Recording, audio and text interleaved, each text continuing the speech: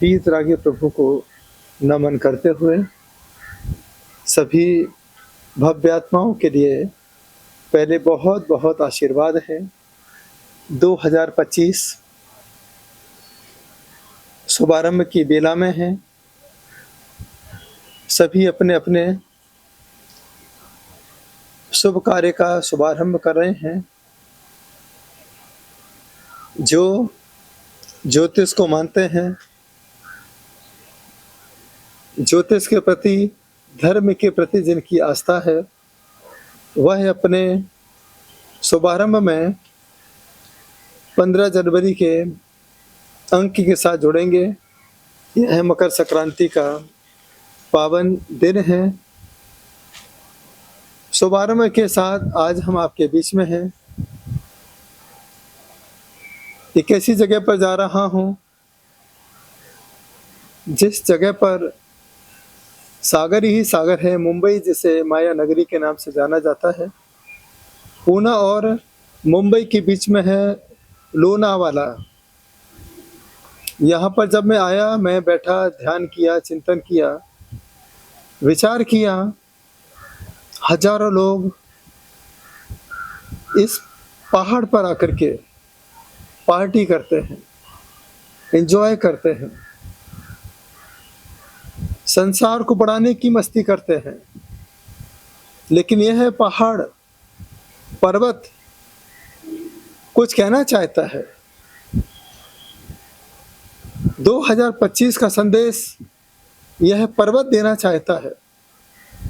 लो ना, कुछ न कुछ यहाँ से लो ना। क्या लो? अध्यात्म को लो, मन की शांति, मन की एकाग्रता लो ना। यहाँ पर आते ही हमारा मन एकाग्र चित्त हो सकता है, यदि हम चाहें तो। नहीं चाहते हैं तो कहीं पर भी जाइए, आप शिखर जी पर भी पहुंच जाइए, वहाँ पर भी आपका मन स्थिर नहीं हो सकता है। मन को रोकने के लिए पहले अपने विचारों को रोकना होगा। मन को रोकने के लिए पहले अपने मोबाइल को रोकना होगा। मन को रोकने के लिए बाहरी परिग्रह को रोकना होगा। मन को रोकने के लिए जो आपके मन को अस्त व्यस्त करते हैं, उनसे बचना होगा। तब जाकर के आपका मन स्थिर हो सकता है। मन के अंदर एकाग्रता के भाव पैदा हो सकते हैं। यह एक ऐसा स्थान है, पहले यहाँ ऋषि मुनियों ने साधना की होगी, ध्यान चिंतन मनन भी किया होगा, इसलिए इसका नाम ही पड़ गया लोना। यहाँ पर आकर अध्यात्म का आनंद लो ना, अध्यात्म के साथ जुड़ो ना। यह भावना के साथ आज मैं चाहता हूँ, जहाँ मैं बैठा हूँ यह जय Hind Mahavir health care centre है। हजारों लोग यहाँ पर आते हैं, जैन समुदाय आता है, ध्यान योग चिंतन मनन करता है। हेल्थ के केयर के लिए जो कुछ मिलता है वो करता है, लेकिन मैं आपके हेल्थ के लिए नहीं, मैं आपके मन के केयर के लिए कुछ बात आपके बीच में रखना चाहता हूँ। जब आप पर्वतों पर आकर बैठें उस समय आपको चिंतन क्या करना है? मैं अकेला हूँ। यह सिर पर्वत के समान है। जब राहु की दशा, केतु की महादशा, शनि की महादशा चल रही हो, उस समय आप पर्वतों को ध्यान से देखिए, ढलते हुए सूरज को देखिए। उस समय यही विचार कीजिए, सुबह का सूर्य शाम को पश्चिम दिशा में अस्त हो रहा है, उसी प्रकार से हमारे जीवन में जो भी ग्रह दोष लगे हैं, वह ग्रह दोष भी धर्म ध्यान के प्रभाव से, प्रभु आराधना के प्रभाव से अस्त होते जा रहे हैं और हमारा मन मस्त हो रहा है।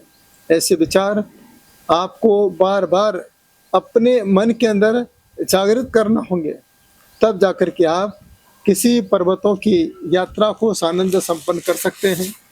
तभी जाकर के आपके जीवन में पर्वतों का आनंद प्राप्त हो सकता है। तभी जाकर के जो पर्वत में दिव्य शक्ति है, वह दिव्य शक्ति आपके साथ अटैच हो सकती है। आज मैं कुछ ध्यान आपके बीच में रखना चाहता हूँ, जो आपके मन को रोक सके, एकाग्र कर सके। सबसे पहले मन को रोकने के लिए भक्त अमर का 15 नंबर का काव्य है। चित्रम किमत्र यदि ते त्रिसांगनाभिर नीतम मनाकपि मनो न विकार मार्गम। मन में किसी प्रकार का विकार भाव पैदा ना हो, ऐसी भाव के साथ वह 15 नंबर काव्य आप कम से कम 48 बार पढ़ें। इससे भी आपके मन में एकाग्रता बढ़ सकती है। इसके साथ साथ आपको छोटा सा मंत्र का जाप अपने मन में ही करना है। जीभ को तालू से लगा करके सबसे पहले आप 9 बार ओंकार ध्वनि के साथ, ओंकार ध्वनि भी अ उ और माँ के साथ होना चाहिए। अ का उच्चारण नाभि पर हो, उ का उच्चारण सिर पर हो, माँ का उच्चारण आपके हृदय पर होना चाहिए। ऐसी भावना के साथ यह ओम दिव्य शक्ति हमें 3 लोकों की यात्रा करा रही है, हमारे विकारों को खत्म करके अच्छे विचारों का उद्गम कर रही है। ऐसी भावना के साथ ओंकार दिव्य ध्वनि का रसपान करें।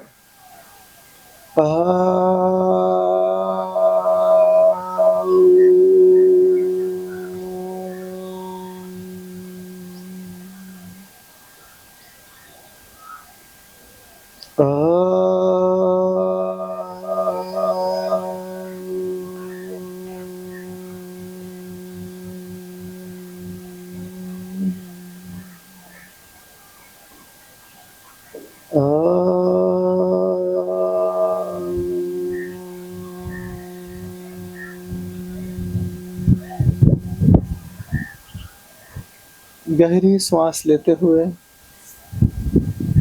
चेहरे पर मुस्कुराहट होना चाहिए।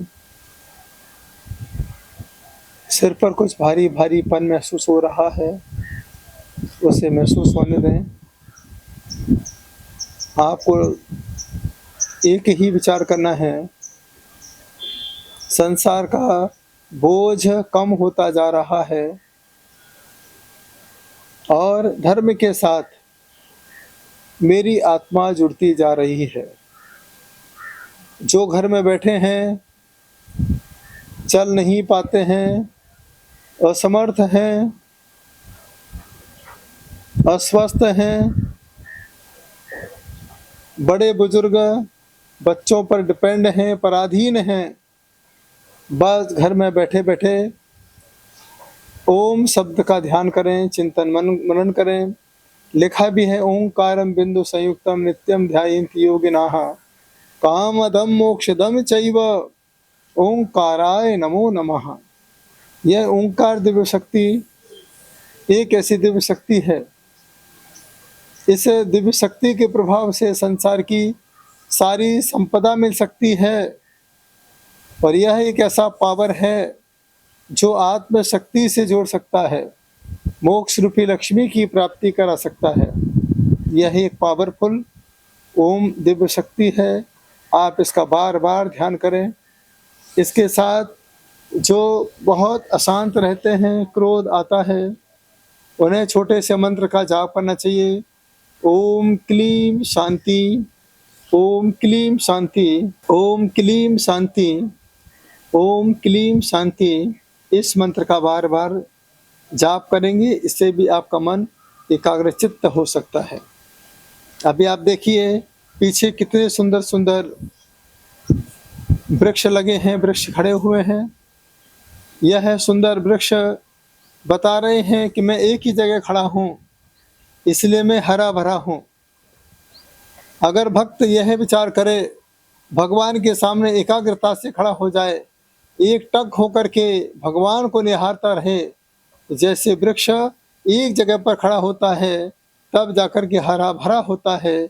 जो एक जगह स्थिर होकर के भगवान को देखता है, एक टक होकर के निहारता है, वह इसी वृक्ष की तरह हरा भरा फलीभूत हो जाया करता है।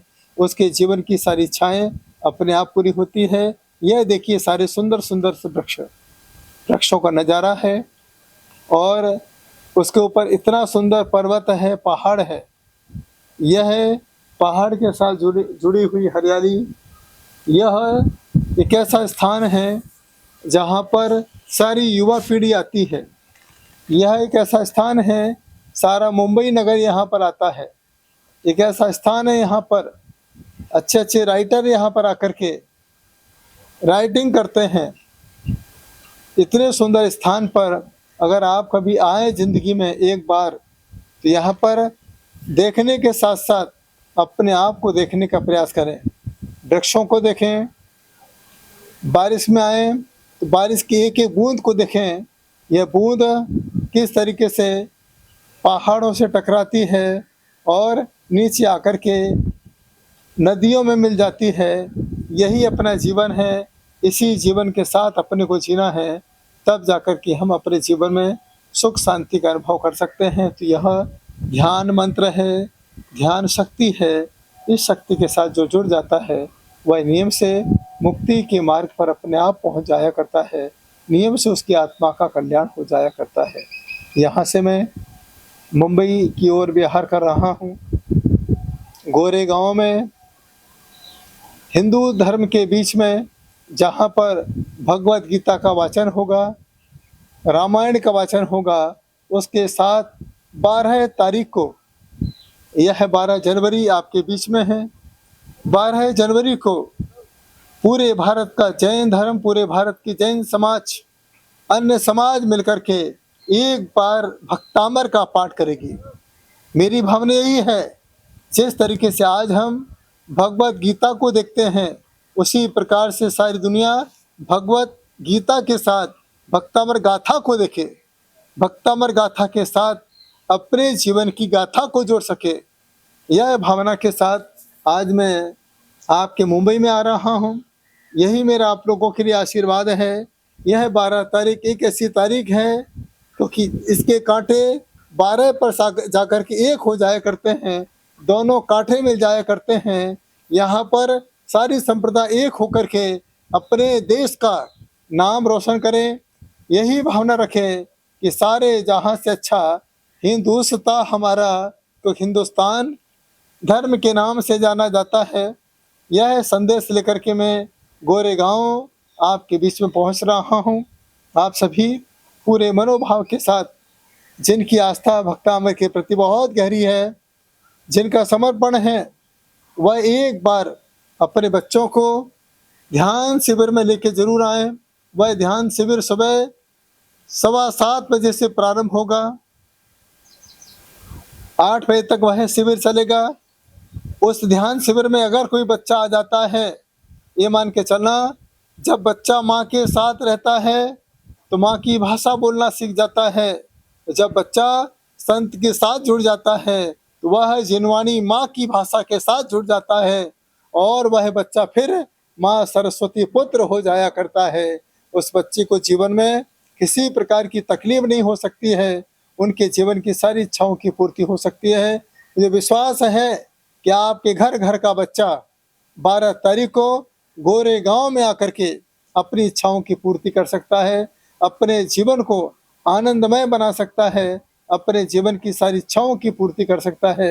यह अवसर आप सभी को मिला है। मैं चाहता हूँ यह अवसर आपके हाथों से नहीं जाना चाहिए।